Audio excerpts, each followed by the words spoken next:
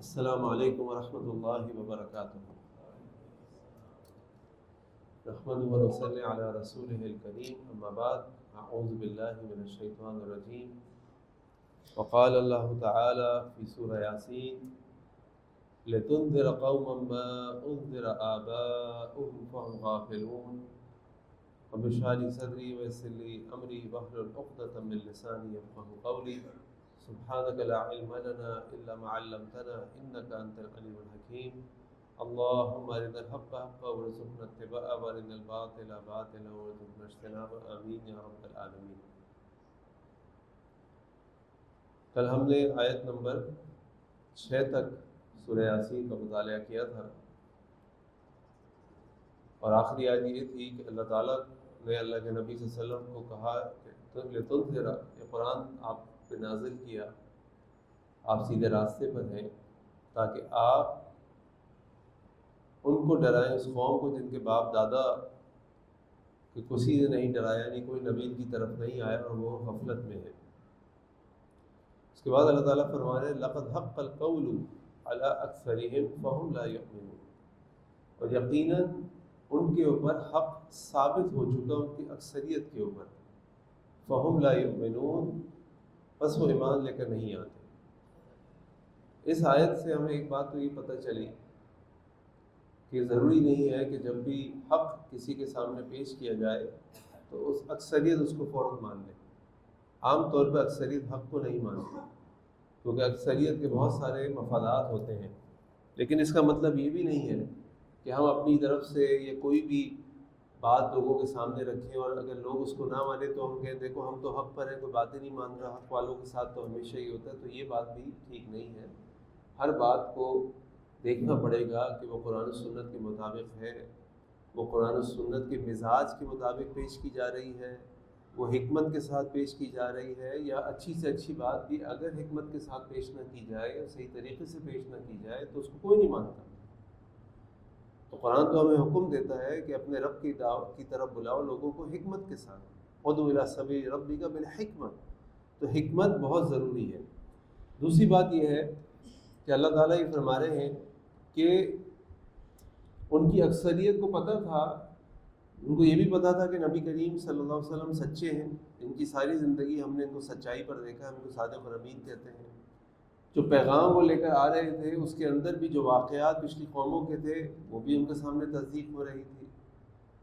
انہوں نے نبی کریم صلی اللہ علیہ وسلم سے سوالات کیے، جیسے سورہ کہف میں کہ جو شان نزول ہے اس میں آتا ہے کہ مشرکین مکہ مدینہ گئے، یہود کے پاس جا کے ان سے کہا کہ اس طرح ہمارے پاس ایک نبی آیا ہے، کہتا ہے ایک شخص کہ میں نبی ہوں، بتاؤ آپ کیسے تصدیق کریں کہ وہ نبی ہے کہ نہیں، اور انہوں نے 3 سوالات بتائے کہ یہ سوال جا کر ان سے پوچھو، اگر تو انہوں نے ان سوالات کے جواب دے دیے تو یہ سچے نبی، اور اگر نہیں دیے تو پھر سمجھ جاؤ۔ اور انہوں نے آ کے نبی کریم صلی اللہ علیہ وسلم 3 سوالات پوچھے، اور نبی کریم صلی اللہ علیہ وسلم نے 3 سوالات کے جواب اللہ تعالیٰ کی وحی کے ذریعے ان کو دیے، لیکن اس کے باوجود وہ نہیں مانے۔ تو ان کے سامنے ہر چیز آ چکی تھی، لیکن اس کے باوجود وہ ماننے کو تیار نہیں تھے۔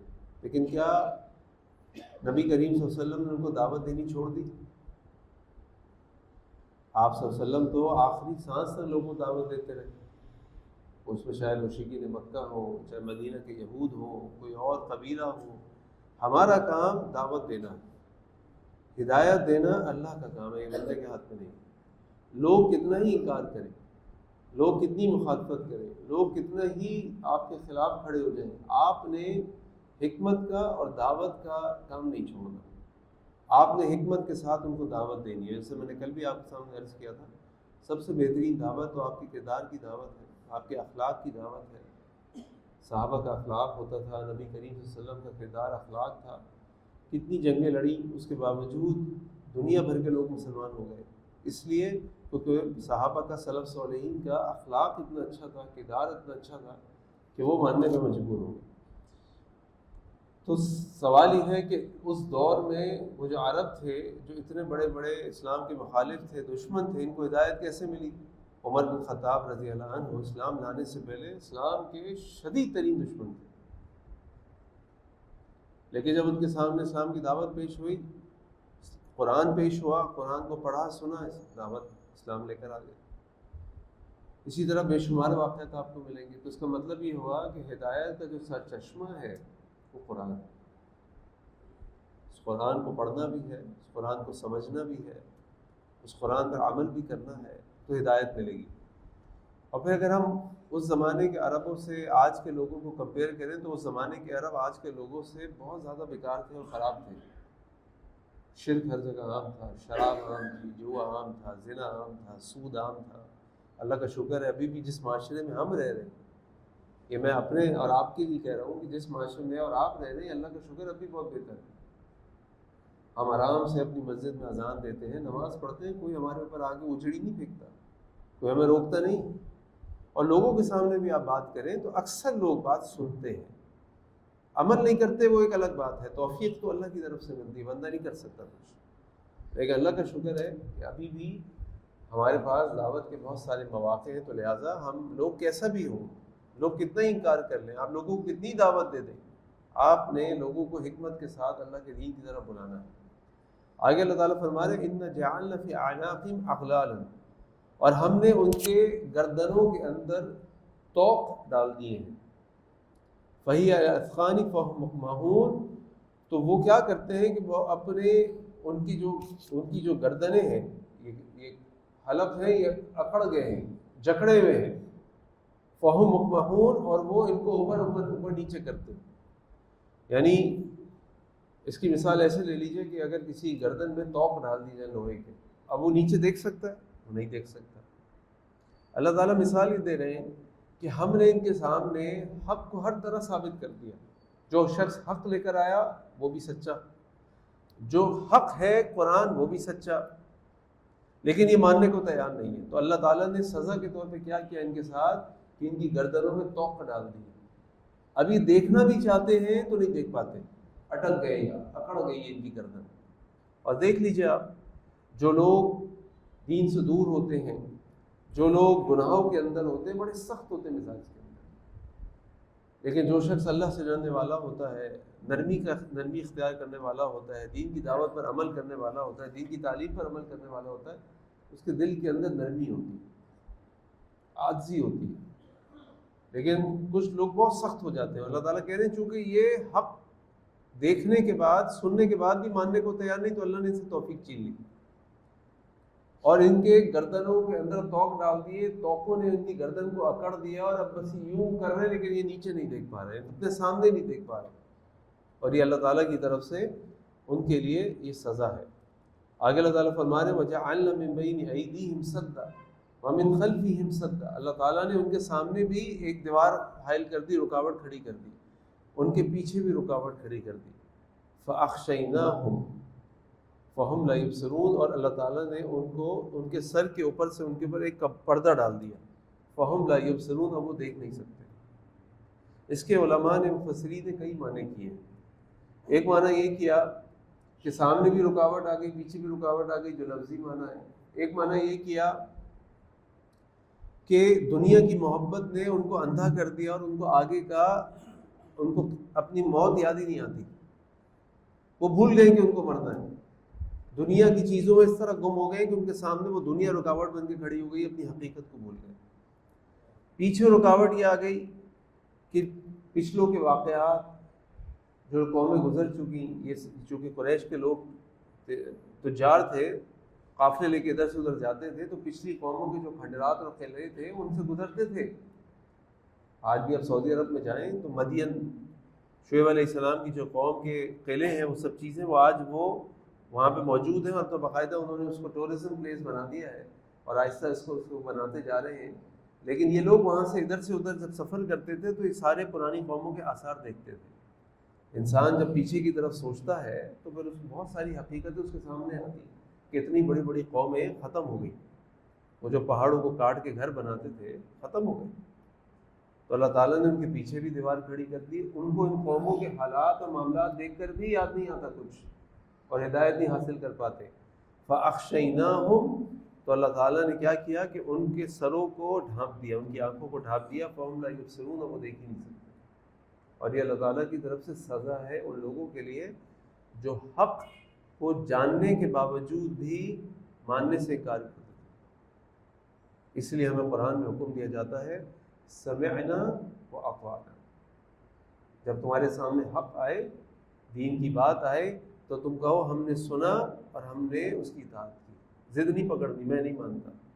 جیسے میں نے آپ کے سامنے کل بات رکھی تھی، اللہ تعالیٰ نے قرآن میں فرمایا تھا کہ قوم جب غفلت میں ہوتی ہے تو اس کی دو وجوہات ہوتی ہیں. ایک تو وہ قرآن سے دور ہوتی ہے، یعنی دین سے دور ہوتی ہے، اور دوسری وجہ آباء و اجداد کی اندھی پیروی.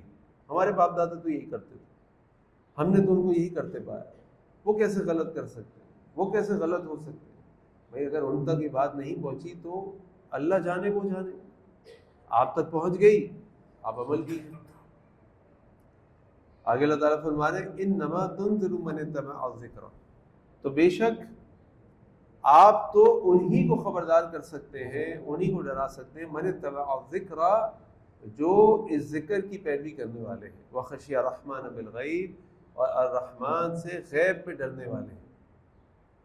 اللہ کے نبی صلی اللہ علیہ وسلم بھی پریشان ہو جاتے تھے کہ میں ان کو دعوت دے رہا ہوں، یہ مان ہی نہیں رہے، ان پہ اثر ہی نہیں ہو رہا، پتہ نہیں کیا ہو گیا لوگوں کو.